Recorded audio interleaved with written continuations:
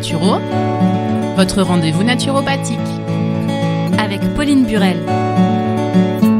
Vous êtes bien sur RCB, vous écoutez Allo Naturo, votre émission de naturopathie sur les ondes d'RCB. Je suis en compagnie de Pauline. Bonjour Pauline. Bonjour Marion, bonjour à toutes et à tous. Bon, et maintenant qu'on a bien mangé, qu'on a fait quelques excès quand même si on a essayé d'être le plus sobre possible, est-ce qu'on peut parler un petit peu détox, Pauline ? Oui, tout à fait Marion. Donc la semaine dernière, je vous ai donné des conseils pour aider votre digestion pendant les repas de fête. Et cette semaine, c'est pour aider votre corps à se détoxifier, à se nettoyer. Mais c'est quoi exactement une détox ? Donc notre corps, il gère naturellement ses déchets grâce à des organes qu'on appelle en naturopathie les émonctoires. Les émonctoires principaux sont au nombre de 5, les intestins, les reins, le foie, les poumons et la peau.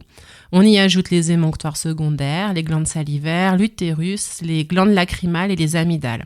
Donc pour soutenir le corps dans son nettoyage quotidien, on va à la fois diminuer les sources de toxines et aider les émonctoires grâce à des plantes. Et alors c'est quoi exactement ces toxines ?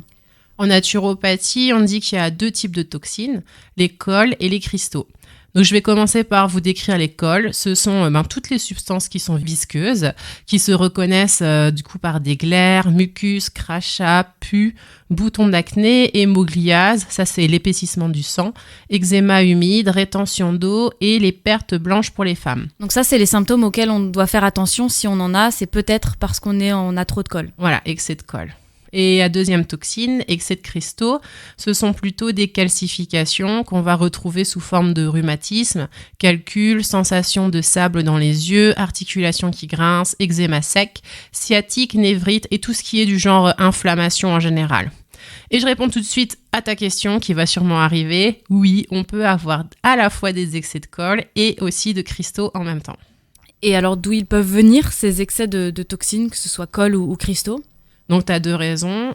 Soit tu as trop d'entrée de toxines. Donc, pour les cols, les sources sont les glucides lents, comme les céréales, la farine, le pain. Et surtout quand c'est raffiné, c'est-à-dire le pain blanc, le riz blanc, les pâtes blanches.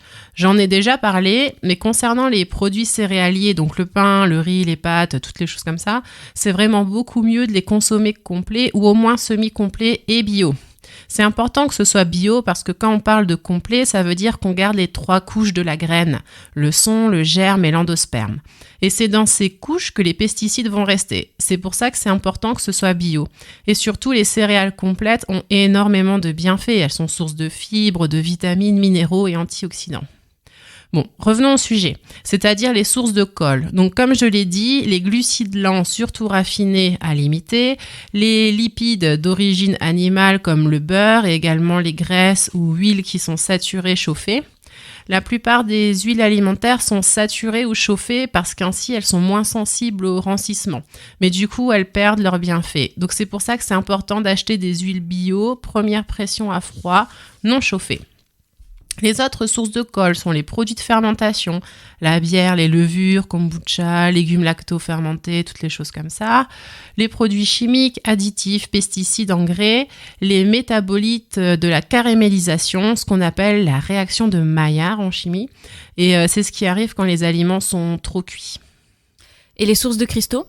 Pour les cristaux, il y a le sucre, les boissons sucrées, les protéines animales, viande, laitage, yaourt, fromage, crème, lait, les protéines végétales aussi un peu, légumineuses, soja, le thé, café, chocolat, cacao, certains fruits et légumes comme rhubarbe, tomates, oseille, épinards, blettes, etc.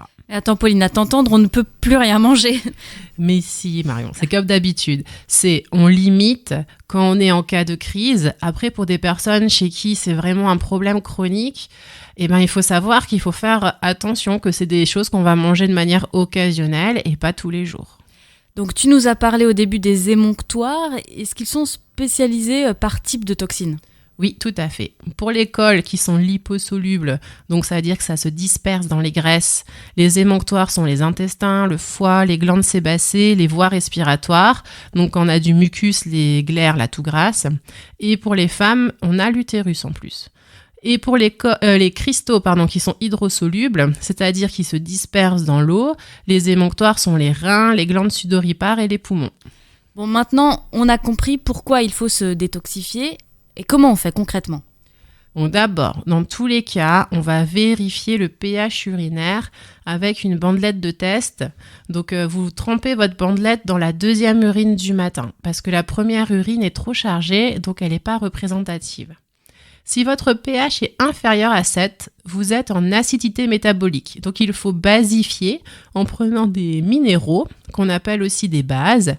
Donc il y a par exemple le plasma marin, ça c'est des ampoules d'eau de mer, ou du lithotame, c'est une algue riche en minéraux, ortie, prêle, ou alors il y a des compléments à base de citrate aussi. On trouve ça en pharmacie, parapharmacie, magasin bio, ou vous demandez à votre naturopathe. Ensuite, c'est très important de gérer son stress pendant une détox. Donc faites de la cohérence cardiaque par exemple.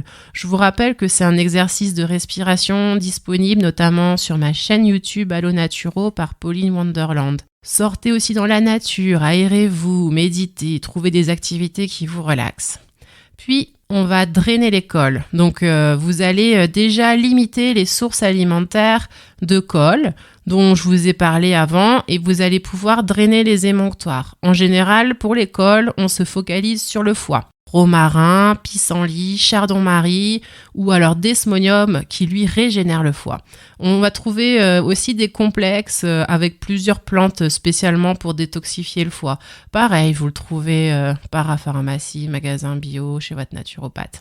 Et pour les cristaux, pareil, on limite les sources alimentaires et là on va plutôt focaliser le drainage au niveau des reins. Alors par exemple, aubier du tilleul, pilocelle, reine des prés, sève de bouleau au printemps, on entend souvent parler de celui-là, les gens y connaissent. Et pareil, il existe aussi des complexes de plantes tout faits qui s'appellent en général des draineurs, donc pareil, même endroit où vous pouvez les acheter. Et en complément de tout ça, on va pouvoir augmenter la circulation de la lymphe. Donc je vous en ai parlé déjà il y a quelques semaines dans une émission. Et oui, l'émission spéciale Système lymphatique est à retrouver en replay sur notre site internet www.radio-rcb.fr. Ouais, je vous fais quand même un petit rappel. Le système lymphatique, il transporte les déchets des tissus vers le système veineux qui lui-même va amener ces déchets aux émonctoires. Donc pour aider la circulation de la lymphe qui transporte les déchets, vous pouvez faire des drainages lymphatiques manuels. C'est des massages très doux et ça, vous pouvez le faire chez votre kiné ou chez des personnes formées. Donc par exemple, je le propose dans mon cabinet Pauline Wonderland. Aussi, je vous mets en garde, une bonne détox peut faire ce qu'on appelle une crise curative. C'est-à-dire que c'est comme si vous enleviez un bouchon et après, il y a tout qui va sortir. Donc, pendant quelques jours, voire semaines, c'est possible que les symptômes vont s'aggraver, s'amplifier. Mais dans ce cas, il faut tenir bon, c'est que le corps en avait vraiment besoin. Et au niveau alimentation, il faut juste limiter les sources ? On peut juste limiter les sources, mais c'est vrai que l'idéal, ce serait d'avoir une alimentation vraiment plus simple, allégée, avec une variété d'aliments limitée et le moins transformé possible, voire carrément une monodiète ou un jeûne. Parce que plus l'alimentation est limitée et simple à digérer, plus le corps peut se concentrer sur la détox. Bon, de ce que je comprends, la détox, c'est quand même assez complexe. Oui, et ça va au-delà de simplement prendre un draineur ou un petit complément pour le foie.